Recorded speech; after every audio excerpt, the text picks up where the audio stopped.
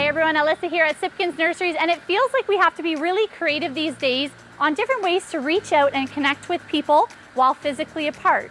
So at Sipkens Nurseries, we put together this cute little video to give you some great ideas and creative gifts for Valentine's this season. Send some lovable hearts with our anthuriums. Anyone can give pearls, but how about our string of pearls houseplant that will keep on growing? Aloe, handsome. The ultimate Valentine's plant, the string of hearts. Send seeds of love. Send your pal some love with our friendship plant and the Amigo baby rubber plant. Show love to your cat with cat grass.